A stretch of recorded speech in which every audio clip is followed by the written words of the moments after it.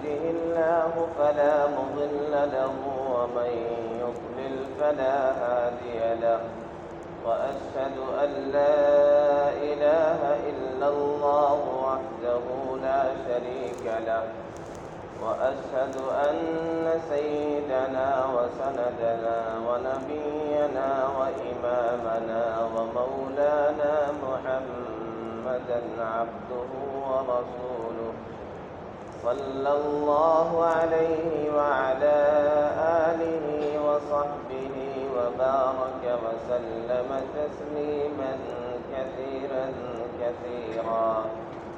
أما بعد فأعوذ بالله من الشيطان الرجيم. بسم الله الرحمن الرحيم.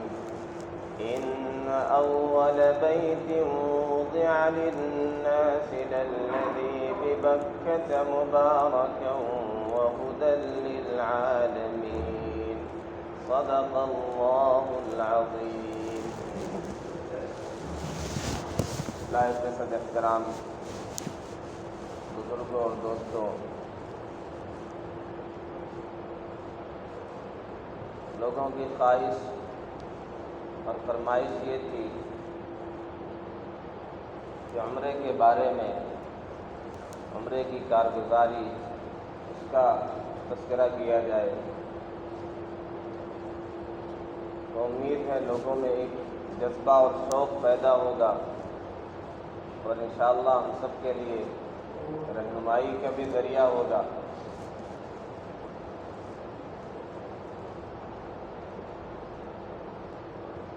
اس سے پہلے 2 جمعے پہلے جو میں نے تذکرہ کیا تھا کہ حج اور عمرے کی عبادت وہ عبادت ہے جو مرکب من المال والبدن ہے، یعنی اس میں مال بھی لگتا ہے، بدن اور جسم بھی لگتا ہے.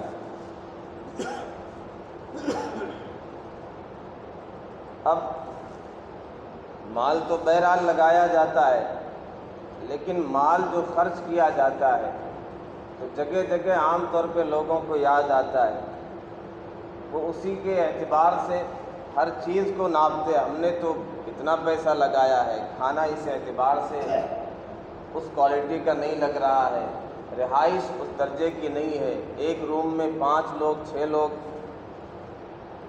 یہاں آپ جتنا بھی خرچ کریں حج اور عمرے میں، اس راستے میں خرچ کرنا اسراف نہیں ہے. تو یہ خوش دلی کے ساتھ ہمیں خرچ کرنا چاہیے. سب سے پہلی چیز، چونکہ یہ عبادت جس میں مال بھی لگتا ہے، جسم بھی لگتا ہے، تو لگا کر کے یہ پچھتاوا اور افسوس نہیں ہونا چاہیے کہ ہم نے تو اتنا لگایا ہے، اتنا پیسہ خرچ کر کے آئے ہیں. جا بجا یہ تذکرہ کرنا یہ عجیب سی چیز لگتی ہے. تو یہ یاد رکھیں کہ یہ دونوں چیزیں لگتی ہیں. اور پھر بدن اچھے سے تبھی لگایا جا سکتا ہے جب وہ تندرست و توانا ہو. تو اس عبادت میں بدن کا، جسم کا بڑا رول ہے. طواف کرنا ہے، سعی کرنا ہے، تقریباً پونا گھنٹہ لگ جاتا سعی کرنے میں. ویسے تو ویل چیئر پہ بھی طواف اور سعی کرا دی جاتی ہے، لیکن طواف وہ مطاف کے اندر، صحن کے اندر ویل چیئر سے نہیں کرایا جاتا. اب وہاں جو چیزیں ہیں، ملتزم سے چمٹ کر کے رونا، دعائیں مانگنا، حتیم کے اندر نماز پڑھنا ہے، رکن یمانی کو چھونا ہے، حجر اسود کا بوسہ دینا ہے. ظاہر سی بات ہے جب اس حصے میں نہیں ہے تو وہ ساری چیزیں اس سے محرومی ہوگی. تو کوشش یہ کرنا چاہیے، یعنی سب کے لیے ہے، بڑی عمر کے لوگوں کے لیے بھی ہے، لیکن آدمی یہ طے کر کے نہ بیٹھے کہ آخر عمر میں جائیں گے، بڑھاپے میں جائیں گے. چاہے حج ہو چاہے عمرہ، دونوں میں مال لگتا ہے، دونوں میں بدن لگتا ہے. اب اس چیز کو سیکھ کر کے کرنا، حج اور عمرہ جیسے دنیاوی کام ہم سیکھ کر کے کرتے ہیں، ایسے عبادتیں بھی سیکھ کر کے کرنے کی ہیں. ورنہ جیسے ابتدا ہوتی ہے اس سفر کی اور اس کے پہلے عمل کی، وہیں سے لوگ ادھر ادھر دیکھتے ہیں، کوئی رہنما مل جائے، کس کو دیکھ کر کریں، فلاں صاحب کیسے کر رہے ہیں، کوئی عالم صاحب نظر آئیں۔ یعنی ایئرپورٹ پر جب احرام باندھنا ہوتا تو وہیں سے لوگ پریشان ہیں، اب یہ 2 چادریں کیسے باندھیں؟ یہ ساری چیزیں سیکھنے کی ہے، نہیں تو آدمی انتظار میں کوئی نظر آئے کیسے باندھ رہے ہیں۔ پھر آگے کے مراحل وہاں بھی جا کر کے پریشانیاں ہوتی ہیں، ایک دوسرے کے منتظر رہتے ہیں، کوئی رہنمائی کرے، کوئی گائیڈ کرے۔ جب دوسرے کے چکر میں ہے کہ وہ ہمیں بتلائے، وہ ہمیں سکھلائے، وہ ہماری رہنمائی کرے، تو ظاہر ہے وہ کیفیت نہیں ہوگی جس طرح ہم دعائیں کر سکتے ہیں اور سارے ارکان ادا کر سکتے ہیں۔ یا تو ایک الگ ٹینشن بنا ہوا ہے، کچھ چھوٹ نہ جائے، کچھ رہ نہ جائے، کچھ خامی نہ رہ جائے۔ وہ جو کیفیت ہونی چاہیے تو وہ کہاں سے پیدا ہو؟ جا بجا غلطیاں ہوتی ہیں۔ ایسے بھی لوگ 3 چکر لگا کر کے خانہ کعبہ کا چکر میں پڑے ہیں کہ ہو گیا چکر، حالانکہ طواف تو 7 چکر میں پورا ہوتا ہے۔ 3 ہی چکر میں صاحب کہنے لگے چلتے ہیں، اب ہو گیا۔ دوسری بات یہ ہے کہ سیکھنا ہے، اللہ تعالیٰ توفیق دے، پہلے سے ہی تیاری کر لیں۔ علماء کے پاس بیٹھ کر کے کتابیں آتی ہیں، آسان طریقے اس میں بتلائے جاتے ہیں، چھوٹی چھوٹی کتابیں۔ پھر دعائیں کرنا، صرف دعائیں کرنا، اسباب جمع نہ کرنا، تیاریاں نہ کرنا، اس کا مطلب آپ سیریس نہیں ہے۔ جو بندہ صرف دعائیں کرتا ہے اس کا مطلب سنجیدہ نہیں۔ اس کے ساتھ اپنی حیثیت کے اعتبار سے تھوڑی سی ہی تیاری، کچھ تو جمع کرے، کاغذات اپنے تیار کرائے، پھر دعائیں کرائے، دعائیں کرے، دوسروں سے بھی کہے، تو کہا جائے گا ہاں یہ سنجیدہ ہے، پختہ ارادہ ہے، دلی تمنا ہے، کرنا چاہتا ہے حج اور عمرہ۔ لیکن صرف دعائیں کرنا یہ ہوگا کہ بس ایک دل کو بہلانے کو یہ دعائیں۔ عمرہ بنیادی طور پہ 4 چیزیں اس میں۔ سب سے پہلی چیز احرام باندھنا ہے۔ یہ گھر سے بھی آدمی احرام باندھ کر کے جا سکتا ہے، ایئرپورٹ پہ بھی عام طور پہ لوگ وہیں باندھتے ہیں۔ اصل تو یہ ہے میقات سے پہلے آپ کو احرام باندھنا ہے، لیکن وہ فلائٹ میں آدمی سو رہا ہے، بے خوابی میں ہے، غفلت میں ہے، کب گزر جائے پتہ نہیں، اس لیے یہیں سے عام طور پہ احرام باندھ لیا جاتا ہے، ایئرپورٹ سے یا لوگ گھر سے ہی باندھ لیتے ہیں۔ اب حرم تک پہنچ کر کے کوئی خاص کام نہیں، بس یہ ہے کہ تلبیہ پڑھتے رہنا ہے، لبیک اللہم لبیک لبیک لا شریک لک لبیک ان الحمد والنعمت لک والملک لا شریک لک۔ حاضری کا ترانہ کہ اللہ بلا رہا ہے کہ اللہ میں حاضر ہوں، میں حاضر ہوں، اللہ کی توحید، اللہ کی کبریائی، شرک سے برات، یہ نعرہ ہے، یہ ترانہ ہے، یہ سلوگن ہے۔ اور خاص طور پہ احرام کی جو پابندیاں ہیں اس کا خیال کرنا ہے، سر نہیں ڈھانکنا ہے۔ احرام جب یعنی اس کی ابتدا جو ہوتی ہے 2 چادریں تو لپیٹ لی، اور 2 رکعت نماز پڑھی جاتی ہے نفل۔ اس میں چونکہ ابھی احرام آپ کا شروع نہیں ہوا تو سر ڈھانک کر کے پہلی 2 رکعت جو پڑھی جاتی ہے سر کو ڈھانک کر کے پڑھا جاتا ہے۔ پھر جیسے 2 رکعت آپ کی پوری ہو گئی، اب سر کو کھول دینا ہے، اب دعا کرنا ہے، نیت کرنا ہے، اللہم انی ارید العمرۃ فیسرھا لی وتقبلھا منی۔ پھر 3 بار تلبیہ پڑھنا ہے اور دعا وغیرہ کر سکتے ہیں۔ جب آپ محرم ہو گئے، نیت کر لی عمرے کی، تو اب پابندیاں شروع ہو گئی۔ اب سر نہیں ڈھانکنا ہے، ناخن نہیں کاٹنا ہے، خوشبو نہیں لگانا ہے۔ اس میں بھی عام طور پہ لوگ کوتاہی کرتے ہیں، جیسے وہاں پہنچے جا کر کے کپڑا بدل لیا، سلا ہوا کپڑا پہن لیا۔ 12 گھنٹے اگر سلا ہوا کپڑا پہن لیا تو دم واجب ہو جائے گا۔ تو لوگوں کو اس کا عام طور پہ عوام کو پتہ نہیں ہوتا ہے۔ کبھی ایسا ہے کہ طواف کر کے آئے، سعی کر کے آئے، ابھی حلق نہیں کرایا، سر نہیں مڈایا، تو بھی آ کر کے کپڑا چینج کر لیا، کبھی ایسا ہے میقات سے آئے، وہاں مسجد عائشہ گئے، وہاں سے احرام باندھ کر کے آئے، رات ہو گئی، ارادہ ہے صبح طواف کرنے کا، سعی کرنے کا، پورا عمرہ کرنے کا، تو بھی کپڑا بدل کر کے سو گئے۔ تو یہ عام طور پہ غلطیاں ہوتی۔ وہاں پہنچ گئے، بعض لوگ جذبات میں اور دیوانگی کی کیفیت میں ڈائریکٹ وہیں پہنچ جاتے ہیں۔ اب تھکے ہارے 2-4 چکر میں ہمت ہار جاتے ہیں، تو آدمی وہاں پہنچے، اپنے مقام پر، اپنے ہوٹل پر پرسکون ہو جائے، فریش ہو جائے، ذرا سا اپنے آپ کو تیار کر لے، جسم بھی تیار ہو جائے، اب جا کر کے آرام کے ساتھ، اچھے سے، یکسوئی کے ساتھ، دل جمعی کے ساتھ، جب ذرا سا لگے گا کہ نشاط ہے، چستی ہے، تو اچھے سے عبادت ہوگی، اچھے سے طواف ہوگا۔ ڈائریکٹ آدمی یہاں سامان رکھ کے پہنچ جائے گا تھکا ہارا، پھر وہ چستی نہیں رہے گی، پھر یہ سوچے گا کتنی جلدی ہو جائے، کیسے چھٹی مل جائے۔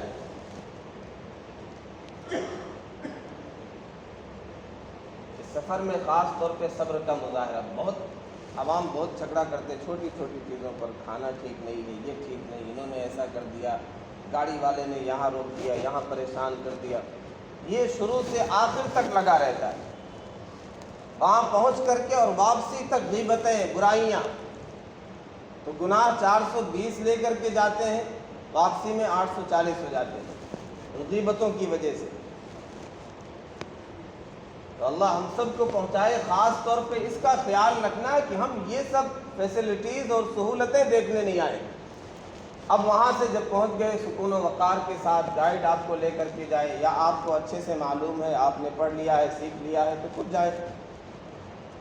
گائیڈ کے چکر میں رہنے سے بہت ساری چیزیں چھوٹ جاتی ہیں۔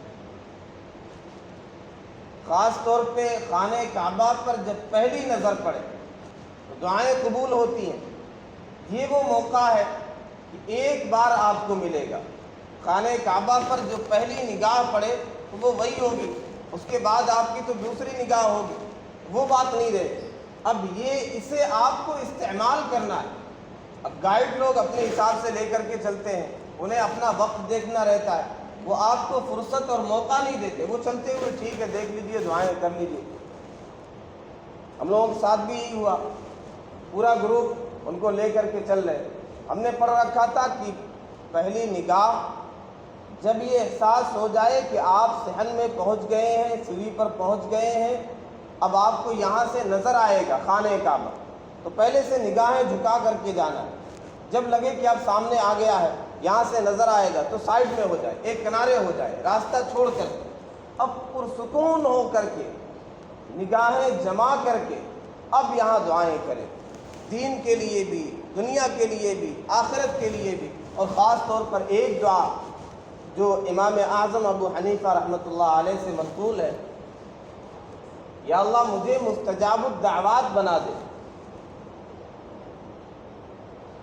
یعنی میری دعا قبول ہو۔ جب یہ دعا قبول ہو گئی، مستجاب الدعوات بن گئے، تو اب حرم میں دعائیں مانگیں، یہاں آ کر کے اپنے مقام پر دعائیں مانگیں، اب تو دعائیں بہرحال قبول ہوگی۔ یہ جامع دعا سکھلائی، پھر اپنی آخرت کے لیے، ایمان کی سلامتی کے لیے، دوزخ سے بچنے کے لیے، جنت میں داخلے کے لیے، اور دنیا کے لیے بھی، یہ ساری دعائیں جامع دعائیں مانگیں۔ اب وہاں جب پہنچ کر کے طواف کرنا ہے، یہاں پر تلبیہ بند ہو جائے۔ طواف میں بھی عام طور پہ لوگ کنفیوز ہو جاتے ہیں کہاں سے شروع کرنا ہے۔ اب وہ خاص طور پہ حجر اسود والا جو کونا ہے اور رکن یمانی والا جو کونا ہے، یہ تھوڑا سا ملتا جلتا لگتا ہے۔ حجر اسود والا وہ دیکھا ہوگا، آپ سب نے دیکھا ہوگا، وہ ذرا سا سفید سا کونا بنا ہوا ہے، وہاں پہ عام طور پہ ایک پولیس والا بھی کھڑا رہتا ہے، اور اس کے بالمقابل اس طرف گرین لائٹ لگی ہوئی ہے۔ تو حجر اسود سے طواف کا آغاز کرنا ہے، اس میں بھی نیت ہوتی ہے کہ اللہ میں طواف کی نیت کرتا ہوں 7 چکر اللہ کے لیے، یعنی زبان سے کہنا ضروری نہیں ہے، لیکن یہ دل میں نیت ہو۔ اب اس کے 4 کونے ہیں خانہ کعبہ کے، ایک تو حجر اسود ہے، پھر رکن عراقی ہے، پھر رکن شامی ہے، پھر رکن یمانی، رکن یمانی کو بھی چھوا جاتا ہے، دونوں ہاتھوں سے بھی چھو سکتے ہیں، ایک ہاتھ سے بھی چھو سکتے ہیں، یہاں بھی دعائیں کی جاتی ہیں۔ ابھی یہ طواف کرنا ہے، اس میں استباع کیا جاتا ہے، یعنی دایاں موڈا کھول دیا جاتا ہے، اور پہلے 3 چکروں میں یہ استباع رہے گا، اور رمل بھی کیا جاتا ہے، تیزی کے ساتھ چھوٹے چھوٹے قدم اٹھا کر کے مونڈے ہلاتے ہوئے پہلوانوں کی چال چلنی۔ یہ ساری چیزیں ماضی کی یاد دلاتی ہیں، قربانیوں کی یاد دلاتی ہیں، صحابہ کی، نبی اکرم صلی اللہ علیہ وسلم کی تاریخ یاد دلاتی ہے۔ اچھا، اتنی بھیڑ ہوتی، اب عام طور پہ رمل لوگ نہیں کر پاتے، وہ موڈا ہلاتے ہوئے چلیں گے تو ایک دوسرے کو لگے گا، تو عام طور پہ یہ ہو نہیں پاتا۔ لیکن بہرحال ہمیں ہمارے ماضی سے جوڑا گیا۔ صحابہ کرام رضوان اللہ علیہم اجمعین جب عمرۃ القضاء کرنے کے لیے آئے تو کفار مکہ کو بعض تو ایسے تھے، اتنا ناگوار ہوا کہ چھوڑ کر کے چلے گئے، یہ آ کر کے یہاں طواف کریں، عمرہ کریں، ہم دیکھتے رہے، ہم سے نہیں ہو سکے گا۔ سیدنا خالد بن ولید رضی اللہ تعالی عنہ بھی انہی میں سے تھے کہ ٹھیک ہے، تم لوگ دیکھو، تم نے اجازت دے دی ہے مسلمانوں کو عمرہ کرنے کی، طواف کرنے کی، مجھ سے نہیں ہو سکے گا کہ میں دیکھوں، تو مکے سے باہر ہی نکل گئے۔ کفار نے یہ کمنٹ کیا تھا کہ دیکھو مسلمان مدینہ گئے، ہمارے یہاں سے گئے تو وہاں کے بخار نے انہیں لاغر اور کمزور کر دیا۔ پیارے آقا صلی اللہ علیہ وسلم نے کہا تھا کہ ایسا ہے، انہیں پہلوانوں کی چال چل کے دکھلاؤ، تو اس موقع پر یہ رمل کیا گیا۔ وہ ادا اللہ کو، اللہ کے نبی کو ایسی پسند آئی، ایسی مخلص ادا تھی کہ وہ ہمیشہ کے لیے جاری کر دیا گیا۔ کوئی بھی حاجی ہو، معتمر ہو، اسے پہلے 3 چکروں میں رمل کرنا ہے۔ اب اس میں کوئی مخصوص دعا نہیں، ایک تو یہ سبحان اللہ والحمد للہ ولا الہ الا اللہ واللہ اکبر، یہ پڑھتے رہنا ہے، اور رکن یمانی سے لے کر کے حجر اسود تک ربنا آتنا فی الدنیا حسنہ وفی الآخرۃ حسنہ وقنا عذاب النار، یہ پڑھ سکتے ہیں۔ اس کے علاوہ جو مرضی دعا مانگیں، دعا نہ مانگنا چاہے، طواف ایک مستقل عبادت ہے۔ طواف ایسے جیسے آدمی کوئی رحمت کے دریا میں غرق ہو جائے، وہ سراپا رحمت میں، وہ مستقل ایک عبادت ہے۔ لیکن ہوتا یہ ہے کہ مخصوص ممالک کے لوگ جیسے انڈونیشیا کے ہیں اور ممالک کے، تو ان کے گائیڈ بلند آواز سے پڑھاتے رہتے ہیں، کتابیں دیکھ کر کے دعائیں کرتے ہیں۔ تو دعا کرنا الگ ہوتا ہے، دعا مانگنا الگ ہوتا ہے۔ کتابوں میں دیکھ کر کے جو پڑھایا جائے گا، ظاہر سی بات ہے اس دعا کی وہ کیفیت نہیں ہوگی جو آدمی اپنے طور پہ مانگے گا۔ جامع دعائیں، پیارے آقا صلی اللہ علیہ وسلم سے ثابت دعائیں مانگیں، اس کا اور زیادہ اثر ہے۔ لیکن نہیں یاد ہے تو اپنے الفاظ میں، اپنی زبان میں کوئی بھی دعا کر سکتے ہیں، اور اس کے خاص خاص مقامات ہیں۔ ملتزم حجر اسود سے لے کر کے جو دروازہ ہے خانہ کعبہ کا، یہ جو جگہ ہے، ملتزم کے معنی ہوتے چمٹنے کی جگہ۔ اس کے بارے میں روایت میں آتا ہے، سیدنا ابن عباس غالباً رضی اللہ تعالیٰ عنہ یہ راوی ہیں، یہ روایت جو نقل کی گئی تجربے کے ساتھ کہ یہاں دعائیں قبول ہوتی ہیں، میرا تجربہ ہے۔ پھر آگے ان کے شاگرد نے اس حدیث کو روایت کیا کہ ملتزم پر دعائیں قبول ہوتی، میں نے بھی مانگی، میری بھی دعا قبول ہوئی۔ تو اس طرح سلسلہ بسلسلہ یہ روایت چلی آ رہی، حدیث پیارے آقا صلی اللہ علیہ وسلم سے، اور سب نے اسی طرح بیان کیا کہ میں نے بھی مانگا، میری بھی دعا قبول ہوئی۔ الحمدللہ وہاں بھی موقع ملا، اور خوب موقع ملا اچھے سے چمٹ کر کے رونے کا اور دعائیں مانگنے کا۔ جہاں بھی موقع ملا اپنے لیے، متعلقین کے لیے، مقتدیوں کے لیے، جتنے جاننے والے سب کے لیے، خاص طور پہ یہ دعا بھی اکثر کی کہ ہم سب کو اللہ بار بار بلائے۔ اور جیسا کہ میں نے پہلے بھی کہا تھا کہ سب سے زیادہ یہی دعا ہوتی ہے کہ اللہ بار بار اپنے در پہ بلائے، بار بار حج و عمرے کی سعادت مرحمت فرمائے۔ پھر اس سے آگے کا جو حصہ ہے، حتیم، رکن عراقی کے بعد جو حصہ ہے وہ خانہ کعبہ ہی کا حصہ تھا۔ میں نے پہلے بھی تذکرہ کیا، سیدنا ابراہیم علیہ السلام نے جو بنایا تھا وہ حصہ اس کے اندر شامل تھا، داخل تھا۔ کفار مکہ نے بعد میں جب تعمیر کی تو انہوں نے طے کیا تھا کہ باہر سے چندہ نہیں کریں گے اور حلال اور طیب مال لگائیں گے۔ تو ان کا چندہ، ان کا حلال اور طیب مال اتنا ہی تھا کہ وہی حصہ پورا اس کی تعمیر ہو سکے۔ حتیم کا حصہ باہر رہ گیا۔ اللہ کی شان، ہم لوگوں کو موقع مل جاتا ہے، خواتین کو موقع مل جاتا ہے حرم کے اندر نماز پڑھنے کا، ورنہ وہ تو اندر کہاں جانے کو موقع ملتا ہے۔ تو حتیم میں جس نے نماز پڑھ لی گویا خانہ کعبہ کے اندر نماز پڑھ لی، تو الحمدللہ وہاں بھی موقع ملا، 3-4 بار موقع ملا۔ 7 چکر پورے ہو جائیں اس کے بعد 2 رکعت پڑھنا ہے۔ مقام ابراہیم کے پاس اس کے مقابل میں ہو کر کے، ذرا سا دور ہو کر کے، کیونکہ طواف ہوتا ہے تو وہ حصہ اس میں بھی لوگ طواف کرتے ہیں، تو اس کے مقابل ہو کر کے آدمی سکون سے 2 رکعت، یہ ہر طواف کے ساتھ 7 چکر ہو گیا تو یہ 2 رکعت پڑھی جاتی ہے۔ مقام ابراہیم یہ خانہ کعبہ کے پاس ایک سیدنا ابراہیم علیہ السلام جو خانہ کعبہ کی تعمیر کر رہے تھے تو پتھر جس پر کھڑے ہو کر کے اس کی تعمیر کر رہے تھے۔ اور یہ بھی علماء نے لکھا ہے کہ جیسے جیسے عمارت بلند ہوتی جاتی تھی یہ پتھر بھی بلند ہوتا جاتا تھا۔ تو یہ خاص جگہ جہاں نبی اکرم صلی اللہ علیہ وسلم سے کہا گیا وَاتَّخِذُوا مِن مَقَامِ إِبْرَاهِيمَ مُصَلًّى، یہاں نماز کی جگہ بنا لیجیے، یہاں نماز پڑھیے۔ تو وہ قدموں کے نشانات ایک شیشے میں محفوظ رکھے گئے ہیں۔ 2 رکعت پڑھنے کے بعد زمزم سیراب ہو کر کے بسم اللہ پڑھ کر کے 3 سانسوں میں خوب پینا ہے۔ اور حدیث میں ہے زمزم پیتے ہوئے جو دعا مانگی جائے وہ دعا قبول ہوتی ہے۔ یہاں بھی آدمی دعائیں مانگے، خاص طور پہ علم کے لیے دعائیں مانگے۔ طواف کرتے ہوئے یہ بات یاد رکھیں، طواف کرتے ہوئے خانہ کعبہ کو نہیں دیکھا جاتا،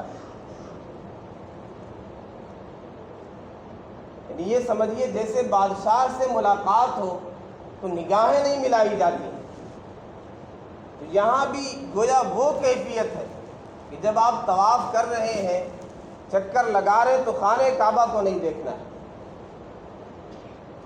اپنا دعائیں پڑھتے رہے نگاہیں نیچی کر کے، اور بدنگاہی نہیں کرنا۔ جیسے حرم میں نیکیوں کا ثواب بہت زیادہ بڑھ جاتا ہے، گناہ بھی وہاں سنگین ہو جاتا ہے۔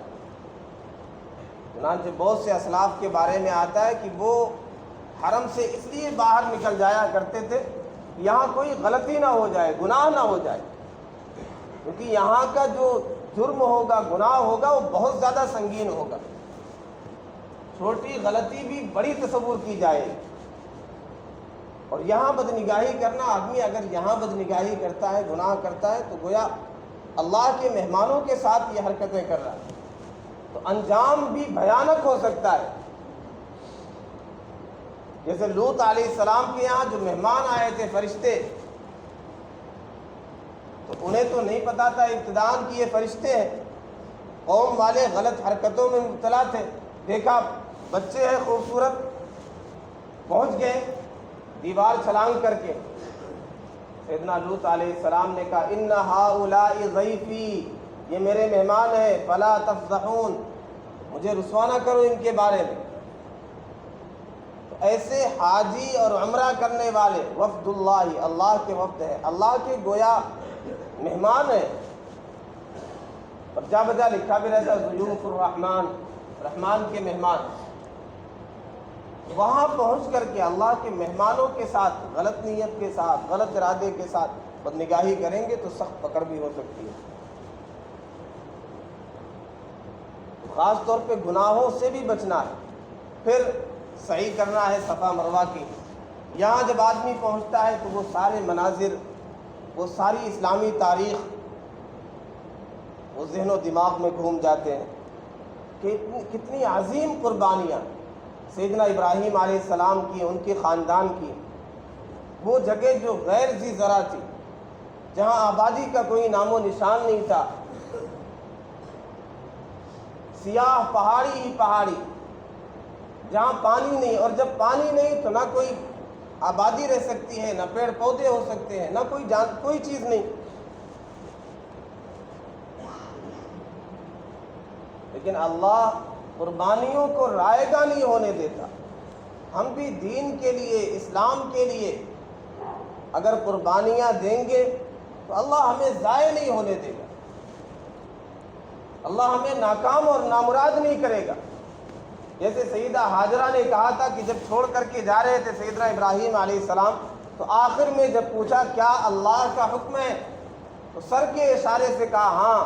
فرمایا سیدہ ہاجرہ نے اذن لن یضیعنا اللہ، اگر یہ اللہ کا حکم ہے ہم قربانی دینے کے لیے تیار ہیں، اللہ ہرگز ہمیں ضائع نہیں کرے گا۔ تو ان کی قربانیوں کی برکت ہے ہم سب سیراب ہو رہے ہیں۔ زمزم کا پانی اتنی آسانی سے ملتا ہے پوری دنیا میں، اب تو خیر بڑی مشکل سے پہنچتا ہے، 5 ہی لیٹر کی اجازت ہوتی ہے، لیکن وہاں اتنی سہولت سے، اتنی فراوانی سے، مکے میں، مدینے میں، مسجد قباء میں اور مساجد میں، اس کے پیچھے کتنی عظیمتوں کی قربانیوں کی تاریخ ہے۔ تو قربانیوں کے نتیجے میں اللہ نے عالم کو سیراب کر دیا۔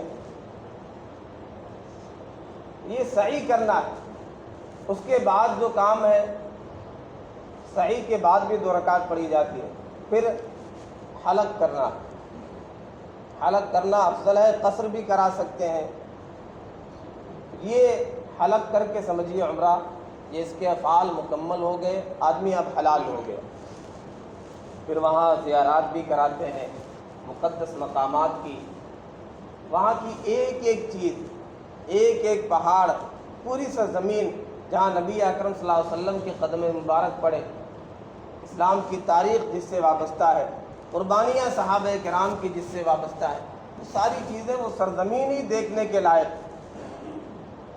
بس یہ سمجھیے سنیدہ کہ بود مانند دیدہ، ہم سنا سکتے ہیں، بیان کر سکتے ہیں، لیکن وہ نقشہ تو نہیں کھینچ سکتے، دکھا تو نہیں سکتے آپ کی آنکھوں سے۔ تو بس یہی ہے کہ جا کے دیکھیے، سنی ہوئی چیز دیکھی ہوئی کی طرح کیسے ہو سکتی ہے۔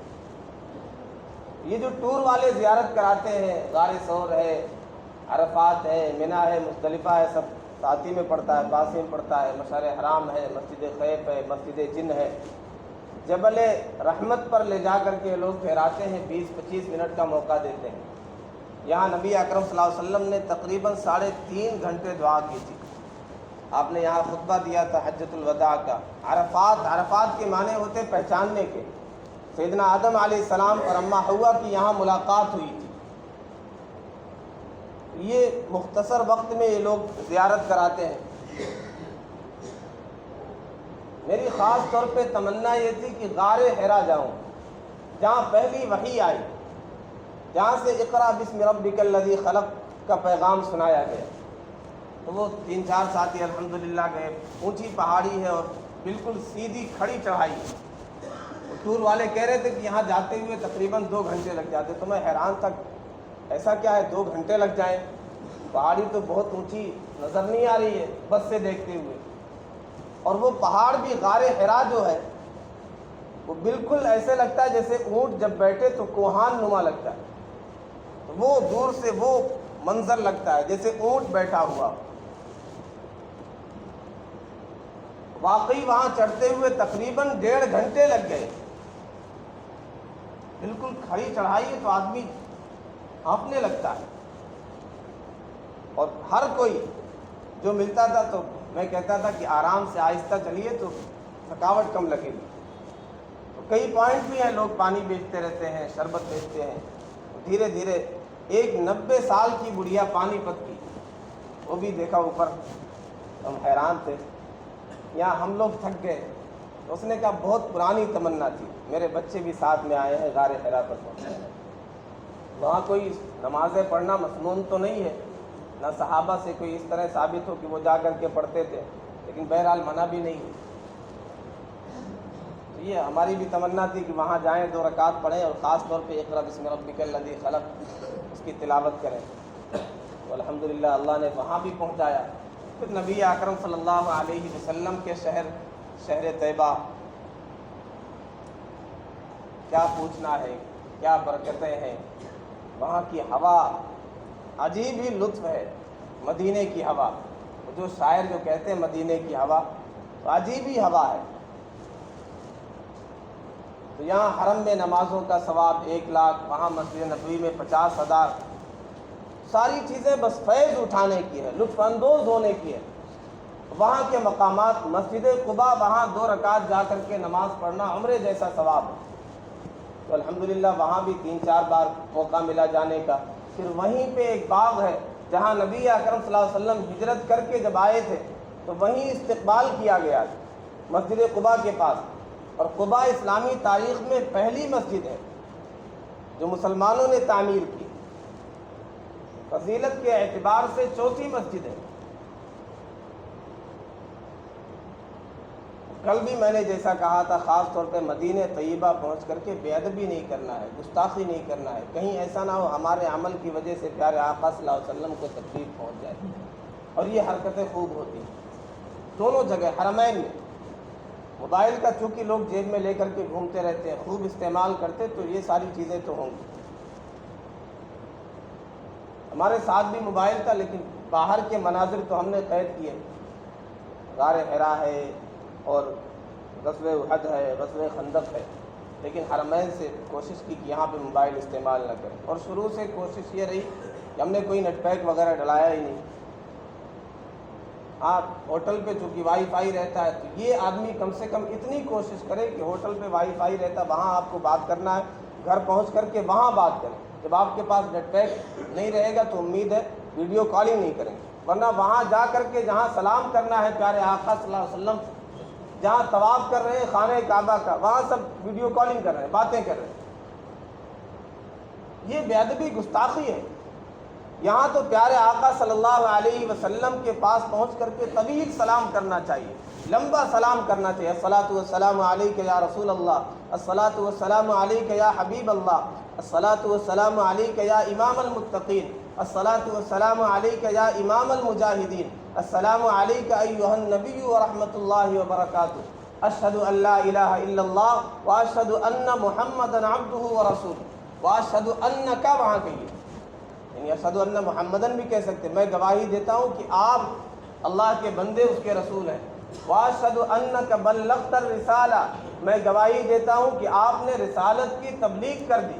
وادیت الامانہ، آپ نے امانت پہنچا دی۔ ونصحت الامہ، امت کی آپ نے خیر خواہی کی۔